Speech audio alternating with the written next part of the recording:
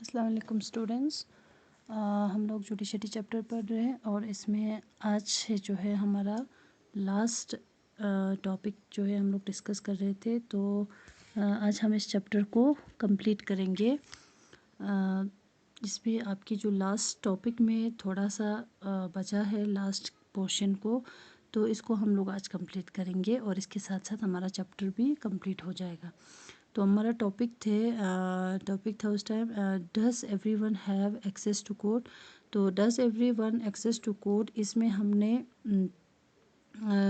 ठीक है 2 वीडियो इसके ऊपर हमने पिछले 2 वीडियो बनाए हैं। तो दोनों वीडियो में हमने इसमें इसका जो है आधा पोर्शन ख़त्म कर दिया और लास्ट में इसमें थोड़ा सा जो पोर्शन बचा है इसको हम आज डिस्कस करने वाले हैं। तो यहाँ पे हमने देखा एक्सेस टू कोड यानी जो ये जो एक्सेस टू कोड है ये हर किसी के लिए अवेलेबल है। तो इस चीज़ को हम डिस्कस कर रहे थे। तो एक्सेस टू कोड में जब पहले हमने देखा बिफ़ोर 1980s में एक्सेस टू कोड हर किसी के लिए, बिफ़ोर 1980s यानी 1980 से पहले मतलब एक्सेस टू कोड तो अवेलेबल था, लेकिन कुछ लोगों के लिए बहुत डिफ़िकल्ट थे। ठीक है, तो वो डिफ़िकल्टीज़ किसकी वजह से था? पुअर मतलब ज़्यादातर जो आम जो सिटीज़न है या बहुत सारे सिटीज़न पुअर होने की वजह से या मतलब वो पढ़ लिख नहीं पाते थे या डेली वेज पे डिपेंड रहते थे। तो ऐसे लोग कोर्ट में इजीली एक्सेस नहीं कर पाते थे। तो क्यों नहीं कर पाते थे? क्योंकि लीगल जो प्रोसीजर है वो बहुत डिफ़िकल्ट उनके लिए होता था। क्योंकि उसमें बहुत ज़्यादा मतलब जैसे कि कुछ लोग अपने डेली वेज पे डिपेंड रहता है तो उसमें बहुत ज़्यादा मनी भी लगता था। तो वो चीज़ जो है ये लोग एक्सेस नहीं कर पाते थे। तो उसके वजह से या कुछ लोग पढ़ लिख नहीं पाते थे। एज लीगल प्रोसीजर में जो ज़्यादातर पेपर वर्क बहुत ज़्यादा होते थे तो उस वजह से भी, तो उसमें बहुत ज़्यादा टाइम भी लगता था। तो ये जो लीगल प्रोसीजर है ये बहुत डिफ़िकल्ट थे उनके लिए, तो वो एक्सेस नहीं कर पाते थे। बिफोर 1980s से पहले की बात है। तो गवर्नमेंट ने इन डिफ़िकल्टीज़ को देख के 1980s के बाद में एक ऐसा मैकेनिज़्म बनाया पीआईएल करके। तो पीआईएल करके एक ऐसा मैकेनिज़्म इन्होंने इवॉल्व किया, डिवाइस किया। तो इस मैकेनिज़्म में क्या है कि कोई भी पर्सन जिसका राइट वायलेट हो रहा है या जिसके साथ नाइंसाफ़ी हो रहा है, उसके बिहाफ में कोई भी इंडिविजुअल या कोई भी ऑर्गेनाइजेशन है, जैसे कि कोई भी इंडिविजुअल, जैसे आप हो सकते हैं, मैं हूँ या कोई और हो सकते हैं। तो कोई भी इंडिविजुअल या कोई भी ऑर्गेनाइजेशन या सोशल ऑर्गेनाइजेशन जैसे होते हैं, वो क्या कर सकते हैं, इनके बिहाफ में मतलब पीआईएल फाइल कर सकते हैं। ज़रिए गवर्नमेंट इस चीज़ को आसान बनाया, एक्सेस टू कोर्ट को इजी बनाया थ्रू पीआईएल के ज़रिए। तो हम लोगों ने देखा कि पीआईएल में जैसे इस पीआईएल को जो है बहुत सारे मतलब बाद में मतलब हर कोई भी मतलब बहुत सारे इश्यूज़ के ऊपर जस्टिस दिलाने के लिए यूज़ किया। जैसे कि बॉन्डेड लेबर्स को इंसाफ दिलाने के लिए, या जो प्रिजनर्स थे बिहार में जिनके पनिशमेंट ख़त्म होने के बाद भी उनको जेल में रखा गया था, उनको रिलीज़ करने में।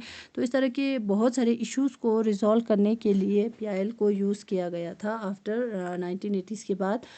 तो हमने देखा कि जो डिफ़िकल्टी है एक्सेस टू कोर्ट, उसको और आसान बनाया गया पीआईएल के ज़रिए। ठीक है, तो पीआईएल जो है, जैसे फॉर एग्ज़ाम्पल इसमें और एक चीज़ भी आपके इसमें दिया है कि जो मिड डे मील दिया जाता है हमारे बच्चों को, ठीक है, that childrens now receive in government and government aid school in, ठीक है, गवर्नमेंट के जो स्कूल्स होते हैं, गवर्नमेंट एडेड स्कूल, तो उनमें भी मतलब जो उन वहाँ पे जो मिड डे मील दिया जाता है, दैट इज़ वो किसकी वजह से है? पीआईएल की वजह से। सो जो कॉमन जो लोग होते हैं, ठीक है, common person, for the common person access to court is access to justice. ठीक है, तो कोई भी कॉमन पर्सन के लिए कोर्ट में एक्सेस करना, उसके लिए क्या मिलेगा उसको? क्या मतलब चीफ थॉप्सिन जस्टिस। ठीक है, क्योंकि हमने बताया कि हमारे जो जैसे कि जुडिशल सिस्टम है, हमारे कोर्ट है, ये क्या करते हैं, ह्यूमन के जो या इंसान या इंडिविजुअल्स के जो राइट्स होते हैं, ठीक है, फंडामेंटल राइट्स होते हैं, उनको प्रोटेक्ट करके रखते हैं।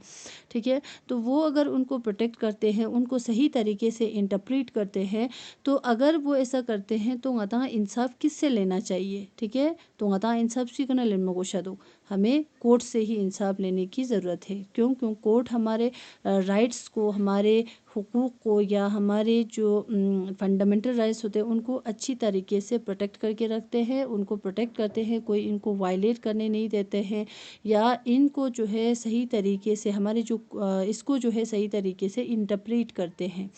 तो गता इंसाफ सी कना लिनमर को कोर्ट टिकाना, ठीक है। तो इसका मतलब यही है, access to court is access to justice, ठीक है। तो ठीक है, गवर्नमेंट ने अब यहाँ पे जैसे कि आर्टिकल 21 में क्या कहा गया है, राइट टू लाइफ, ठीक है। तो राइट टू लाइफ को ये इस आर्टिकल को एक्सटेंड करके या इसमें क्या इंक्लूड किया है, राइट टू फूड भी इंक्लूड किया है गवर्नमेंट ने, ठीक है, ताकि हमारे जो लोग हैं, हमारे जो सिटीज़न है, उनके लाइफ सही तरीके से, अगर खाना है या अगर इंसान सेहतमंद है तो उसके लाइफ जो है मतलब लाइफ हो सकता है, उसका लाइफ जो है सही तरीके से चल सकता है, उसके लिए लाइफ है। तो इस चीज़ को मतलब देख के हमारे गवर्नमेंट ने क्या किया, अगर सिटीज़न तंदुरुस्त हो, ठीक है, तो मतलब सही तरीके से एक कंट्री भी चला सकते हैं, कंट्री जो है अच्छी तरीके से चल सकता है। या अगर सिटीज़न एक इंडिविजुअल अगर सेहतमंद हो तो वो जो है उसकी लाइफ होने का कोई फ़ायदा है। तो इन चीज़ों को नज़र में रख के हमारे गवर्नमेंट ने जैसे इस तरह से ऐसे बहुत सारे प्रोविजंस हमें दिए हैं, ठीक है।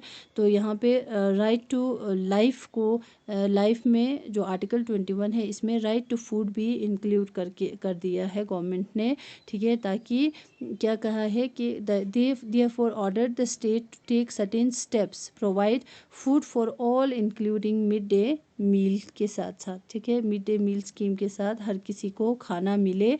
तो गवर्नमेंट ने ऐसा एक आर्टिकल बनाया है, ठीक ना।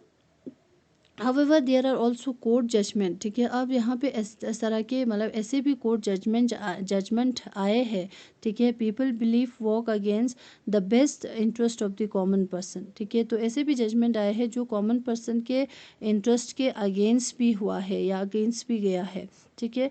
तो इस तरह से जो है जैसे फॉर एग्जांपल यंती बुक पेनु जैसे कि ओल्गा तिलेस वर्सेस बॉम्बई म्यूनसिपल में तो ओदे चीज़ को यंतिस दिरी का तंग से दे रेड कलर चैनल थोड़ा इसको अच्छे से आप लोग रीड कर लीजिएगा बुक से, ठीक है। जब आपके पास बुक अवेलेबल हो जाएगा तब आप लोग पढ़ लेना। तो फ़िलहाल हमने अभी तक क्या समझा कि हमारे जो जुडिशल सिस्टम है इसमें क्या कहा गया है या इससे हमें क्या फ़ायदा हो सकते हैं, इन चीज़ों को हम लोग डिस्कस कर रहे थे अभी तक। आपको बस यही चीज़ें समझना है, इसको अच्छे से आप लोग समझ के या इसको अच्छे से याद करके रखेंगे आप लोग, ठीक है। तो जैसे इसके साथ साथ another issue that affected the common person access to justice is the inordinately long number of years, ठीक है। तो गतिस दक्सद हाँ गता एक्सेस टू कोर्ट है, लेकिन इसमें कुछ ऐसे इश्यूज़ है जिसकी वजह से गता एक्सेस ऑफ कोर्ट को इतना अफेक्टेड नहीं हो पाते हैं। जैसे फॉर एग्ज़ाम्पल हमारे जुडिशल सिस्टम में या हमारे जो कोर्ट है या जुडिशरी है इसमें बहुत आती कोई भी मतलब कोर्ट की कोई भी हियरिंग को या that court take to hear a case, कोई भी केस को हियर या कोई केस की हियरिंग को ज़्यादा टाइम लेते हैं, ज़्यादा टाइम लगते हैं। ये हमें मतलब हमें लगता है कि एक्सेस टू कोर्ट में ये एक मतलब एक रुकावट है हमारे लिए जो हमारे एक्सेस टू कोर्ट पे इफ़ेक्ट करते हैं, ठीक है। तो लेकिन अब यहाँ पे जो है the phrase justice delay is justice denied, ठीक है। तो यहाँ पे ये जो फ्रेज़ है, ठीक है, तो जैसे कि justice denied is often use to characteristic this extended time period that court takes, ठीक है। तो इस मतलब कोर्ट इतना मतलब कोई भी केस को हियर करने के लिए ज़्यादा जो टाइम लेते हैं तो इससे हमारे एक्सेस टू कोर्ट के ऊपर इफ़ेक्ट पड़ते हैं। वो कैसे, जैसे अक्सर ये फ्रेज़ के ज़रिए से justice is denied sorry justice delayed is justice denied, ठीक है। तो मतलब इंसाफ दिलाने के लिए या इंसाफ देने के लिए इतना जो डिले करते हैं तो उसकी वजह से सचिन गता जस्टिस थपचमेन जेरिन दी फ्रेज पे हिसाब का, ठीक है। तो वो जो अक्सर यहाँ कहने का मतलब क्या है कि गता एक्सेस टू कोर्ट यानु एक डिफ़िकल्टी या एक चीज़ गता अच्छी थोंदू कि टाइम जो ज़्यादा लेते हैं कोर्ट कोई भी हियरिंग केस को हियर करने के लिए, कोई भी मतलब केस को हियरिंग करने के लिए उतना लोग ज़्यादा जो टाइम ये लोग लेते हैं तो वो हमारे एक्सेस टू कोर्ट पे एक इफ़ेक्ट करते हैं, ठीक है। ये एक ऐसा इशू है जो एक्सेस टू कोर्ट पे इफ़ेक्ट करते हैं। लेकिन यहाँ पे क्या है कि एक्सेस टू, अब इस तरह से बहुत सारे ऐसे मतलब इश्यूज आएंगे, ठीक है, एक्सेस टू कोड में। लेकिन इन चीज़ों को हम अगर ऑन द अदर साइड, अगर हम दूसरे साइड पे देखें कि हमारे जो जुडिशरी है ये बहुत ही इम्पोर्टेंट रोल प्ले करते हैं, ठीक है, बहुत ही इम्पोर्टेंट रोल प्ले करते हैं किसमें, हमारे जो डेमोक्रेटिक इंडिया में, ठीक है, डेमोक्रेटिक इंडिया में हमारे जो जुडिशरी सिस्टम है ये बहुत ही इम्पोर्टेंट रोल प्ले करते हैं। कैसे जनने का, तो जैसे for example serving as check on the power of executive and the legislature, या एग्जीक्यूटिव और लेजिस्लेचर जो another organs of the government, इन चीज़ों को ये चेक करते रहते हैं, इनके काम को कि ये किस तरह से सर्व करते हैं या सही तरीके से सर्व कर रहा है कि नहीं, हमारे जो लीगल सिस्टम है, जो लॉस है, उसको किस तरह से बना रहे हैं, या जो लॉ ये लोग बना रहे हैं क्या ये किसी के अगेंस्ट तो नहीं है, या किसी को मतलब इसके ज़रिए कोई इफ़ेक्ट तो नहीं हो रहा है। इन चीज़ों को देखना या चेक करना ये किसका काम है, हमारे जुडिशरी सिस्टम का, और ये इसको अच्छी तरह से सही तरीके से इस्तेमाल कर रहे, सही तरीके से ये काम कर रहे, इतना इम्पोर्टेंट रोल प्ले कर रहे हमारे जुडिशरी सिस्टम, ठीक है। तो और इसके साथ साथ हमारा जुडिशरी सिस्टम क्या करते हैं, गति फंडामेंटल राइट्स जो है सिटीज़न का, उनको भी प्रोटेक्ट करके रखते हैं, ठीक है। हमारे जो फंडामेंटल राइट्स होते हैं, जो सिटीज़न के जो हुकूक होते हैं, उनको भी प्रोटेक्ट करते हैं, उनको सही तरीके से इंटरप्रेट करते हैं, ठीक। तो the members of the constituent assembly, अब जैसे कि यहाँ पे लास्ट में हम कंक्लूजन क्या दे सकते हैं, या हम कैसे कंक्लूजन हम इवॉल्व करते हैं कि हमारे जो कॉन्स्टिट्यूशन मेंबर्स ने या कॉन्स्टिट्यूशन मेकर्स है, जो उन्होंने कॉन्स्टिट्यूशन बनाया, ठीक है, जिन्होंने ये इस तरह के ऑर्गन्स हमारे कॉन्स्टिट्यूशन में, हमारे सिस्टम में डाली है, एक जुडिशरी ऑर्गन करके, या मिसाल एक्सिक्यूटिव, लेजिस्लेचर, इस तरह के जो ऑर्गन्स बनाए हैं, तो इन ऑर्गन्स में से हमारे जो जुडिशरी सिस्टम है इसको एक अलग पावर दिया हमारे कॉन्स्टिट्यूशन मेकर्स ने, ठीक है। तो ये जो पावर है, अभी हम इस चैप्टर को देखने के बाद, इस चैप्टर को पढ़ने के बाद हमें ये समझ आता है कि कॉन्स्टिट्यूशन मेकर्स जो है इन्होंने एक सही फैसला लिया था, या एक सही मतलब डिसीजन लिया था कि हमारे जुडिशल सिस्टम को एक इंडिपेंडेंट पावर दे के, ठीक है, एक इंडिपेंडेंट पावर दिया हमारे जुडिशरी सिस्टम को। ये इन्होंने क्यों दिया, क्योंकि वो इन चीज़ों से हमारे कंट्री में आगे क्या होगा इन फ्यूचर छचिन जरखानी बारियानो, वो सारे लोग जो है अवेयर थे।